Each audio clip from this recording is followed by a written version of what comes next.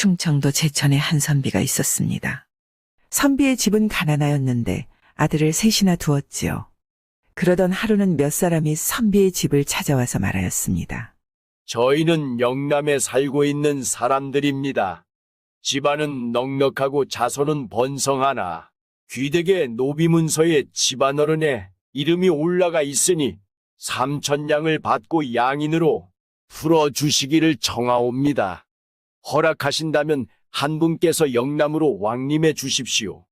이를 들은 선비의 큰 아들이 가기를 청하였으나 선비는 선뜻 허락하지 않았습니다. 그러자 둘째 아들이 가기를 청하였으나 또 허락하지 않았습니다. 이를 지켜보던 막내 아들이 선비에게 청하였습니다. 그렇다면 소자가 갈까요? 그래, 그리하거라. 이를 본 큰 아들은 화가 나 아버지에게 말했지요. 아버지, 나이가 어린 막내는 일을 많이 겪어보지 않아 반드시 이를 그르칠 것입니다. 그러나 선비는 듣지를 않습니다. 결국 막내 아들이 영남으로 가게 되었죠. 영남에서 3,000냥을 받은 막내 아들은 소를 사서 돈을 가득 싣고 돌아오다가 깊은 산 폭포 아래 용추를 지나게 되었습니다. 그때 이 용추로 뛰어들려 하는 한 여인이 보였지요. 막내 아들은 그 여인을 붙들고 까닭을 물었습니다. 여인이 우는 소리가 몹시 애달팠습니다. 제 아버지가 가명에서 빚을 내어 도보장사를 하였는데 하는 일마다 실패하였습니다. 가명에 빚진 3,000냥을 납부해야 하나 갚지 못하여 3년이나 갇혀있다가 정해진 날에 나왔습니다. 하지만 납부 기한이 이미 다 지났으니 형장에서 죽게 될 아버지를 생각하니 자식으로서 하늘을 보고 살 수가 없습니다. 돈 3,000냥이 많다고 할 게 뭐 있겠습니까? 그렇다고 아베를 두고 자식이 목숨을 끊는 불효를 저질러서야 되겠습니까? 목숨을 가볍게 여겨서는 안 되지요. 죽지 마십시오. 제가 가진 돈이 3,000냥인데 이제 그대에게 드릴 테니 그대는 죽지 말고 사십시오. 막내 아들은 소와 돈다발을 처녀에게 모두 주고 돌아갑니다. 고마움에 처녀가 이름을 물어보았으나 막내 아들은 그저 발길을 돌려갈 뿐입니다. 선비의 집안에서는 막내 아들이 빈손으로 귀가하자 형제들이 노발대발입니다. 하지만 선비는 아무렇지 않다는 듯 인사를 할 뿐이죠. 잘 다녀왔느냐? 별일 없었습니다. 화가 치민 형들이 말하였습니다. 가지고 온 물건이 아무것도 없는데 왜 거짓말을 하느냐? 거짓말이 아닙니다. 오는 길에 사람을 한 명 살렸습니다. 어떻게 사람을 살렸단 말이냐? 막내 아들이 용추에서 있었던 일을 말하자 형들은 화를 참지 못해 격분합니다. 경망한 짓을 하였구나. 아버지께서 우리가 가는 것을 허락하지 않으셨을 때 이번 일이 허사가 되리란 것을 진즉 알고 있었다. 그것을 가만히 듣던 선비는 웃으며 말합니다. 이것이 내가 너희들을 보내지 않고 이 아이를 보낸 이유이다. 고로 아비는 아들을 잘 알아보았고 아들도 아비를 잘 알고 있다고 하겠다. 또 자식이 올곧은 일을 하고 무사히 돌아왔으니 기쁜 일이 아니냐. 만약 큰 아이가 같다면 필시 그들에게 돈을 더 걷었을 것이고 돈을 더 걷었다면 반드시 3,000냥을 넘겼을 것이다. 저들이 저들의 역량을 가늠해서 3,000냥으로 정한 것인데 3,000냥을 넘게 걷었다면 기쁘지 않았을 테고 기쁘지 않으면 해로운 일이 뒤따르기도 하니 예기치 못한 재앙이 없을 수 있겠느냐. 청렴한 장사꾼이 이익을 곱절로 남기고 점잖은 대인은 돈에 욕심을 부리지 않는 법이다. 3,000냥을 얻었으니 이익이 곱절이라고 할 만하고 3,000냥으로 사람을 살렸으니 욕심을 부리지 않았다고 할 만하다. 사람의 목숨은 지극히 중요하니 돈 3,000냥으로 바꿀 것이 아니다. 응덕을 쌓은 자는 반드시 보답을 받는 법이다. 너희 형제들은 이 아이 덕을 보게 될 것이니 화내지 말거라. 3년이 지나 선비가 집에서 세상을 떠나자 아들들이 임시로 장사를 지낸 다음 묘자리를 찾으러 다녔습니다.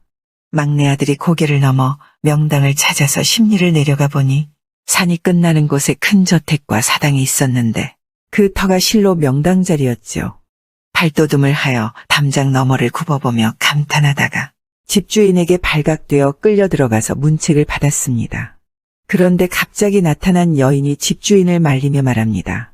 아버님, 저분은 용추가에서 저를 살려주신 분 같습니다. 틀림없느냐? 네, 틀림없는 것 같습니다. 저와 저희 집안을 살려주신 분인데 어찌 기억하지 못하겠습니까? 주인이 막내 아들에게 대청으로 올라오라고 하고는 묻습니다. 3년 전에 용추를 지나신 적이 있습니까? 네, 지난 적이 있습니다. 용추로 뛰어들려고 하는 사람을 보셨습니까? 보았습니다. 그래, 그리하여 어찌하셨습니까? 아비가 죽을 위기라 하여 가진 돈 3,000냥을 그 처자에게 준 것으로 기억합니다. 옆에 있던 집주인의 딸이 흐느끼며 말을 잇습니다. 선비님 제 얼굴을 기억하지 못하시겠습니까? 제가 그때 용추에 뛰어들려 했던 사람입니다. 여인의 얼굴을 가만히 바라보던 막내 아들은 그제서야 여인을 알아보았지요. 그래, 그때 그 처자가 아니오? 그래, 이리 살아계시니 참 다행이오. 세 사람의 얼굴에 마침내 웃음기가 돕니다. 막내 아들이 물었습니다. 어떻게 이런 부를 이루셨습니까? 선비님께서 주신 돈으로 날짜에 맞춰 가명에 바치자 관찰사가 깜짝 놀라 어떻게 장만하였느냐고 묻더군요. 제가 사실대로 아뢰었더니 관찰사가 감탄하며 말씀하시더군요. 참 의로운 사람이로다. 이 세상은 크게 속일 수 없다.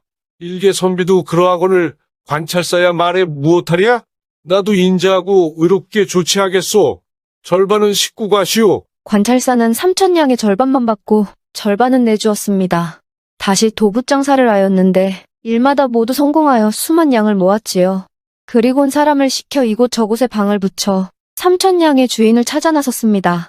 그리고 저희 부녀가 밤낮으로 하늘에 기도하여 은인을 만나게 해달라고 빌었지요.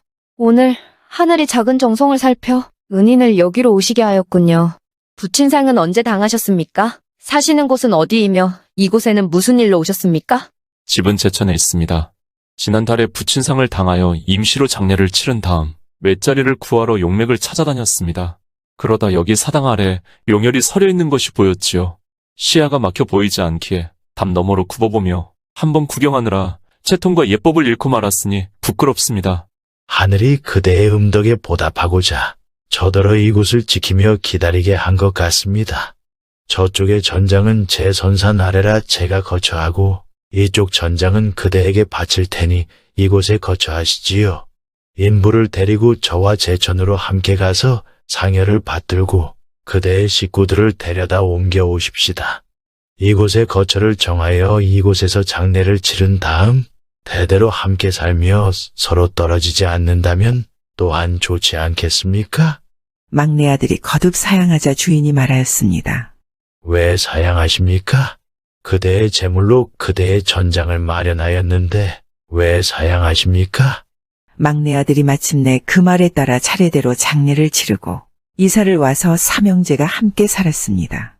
그리고 3년상을 치른 후 막내 아들은 처자와 혼인을 하여 대대손손 부와 명예를 이루고 살았다 합니다. 세상에 남아 도는 재산으로 남을 돕는 일은 칭송할 만한 일이죠. 하지만 어렵게 얻은 돈으로 누군가의 생명을 살리는 일은 복받아 마땅한 일입니다. 선비와 그 막내 아들과 같은 지혜로움이 세상을 구하는 것이 아닐까요? 사람 낳고 돈 낳았지, 돈 낳고 사람 낳았겠습니까?